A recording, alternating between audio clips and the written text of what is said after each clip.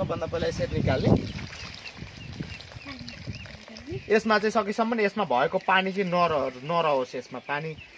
भयो भने चाहिँ हजुरको चिसो भएर चिसो लाग्ने अरू अरू रोगहरूले एट्याक गर्ने सम्भावना हुन्छ रोग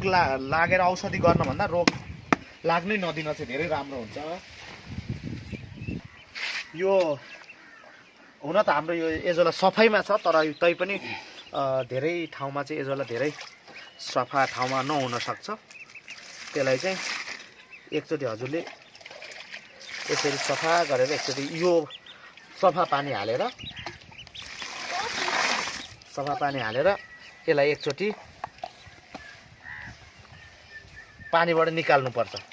किनकि सकेसम्म रोगहरू त लाग्न दिनै हुँदैन क्या फोहोर खाएपछि त रोग पक्कै लाग्छ त्यही भएर यसलाई चाहिँ एकचोटि चाहिँ धुने काम गरौँ यो हाँसहरूलाई चाहिँ पोखरीकै भए पनि काम लाग्छ बाहिर जहाँ भए पनि काम लाग्छ यिनीहरूलाई धुन पनि पर्दैन यिनीहरूलाई अलिकति हिलो पचाउने भएको भएर यिनीहरूलाई रहर गरेर खान्छन् यो यिनीहरूलाई चाहिँ पोखरीमा खान दिने हुन्छ बाहिर खान दिए पनि हुन्छ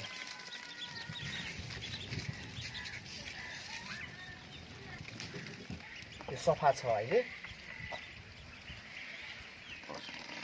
अब चाहिँ मैले यसमा केही प्रतिशत चाहिँ पिठो मिसाउँछु पिठो नमिसाइकन पछि त हजुरको एजोला मात्र मेरो कुखुराले एजोला मात्रै पनि खान्छन् तर हजुरहरू सुरुमा सुरु गराउँदाखेरि के अरे 5 देखि 10% पिठो चाहिँ दिनुपर्छ किनकि पिठोको लालचमा यिनीहरूले खान सिक्ने हुन् एजोला त्यही भएर अलिअलि पिठो चाहिँ सुरुमा पिठो अथवा च्याख्ला हाल्दा पनि हुन्छ अलिकति ठुला साइजका कुखुरा छन् भने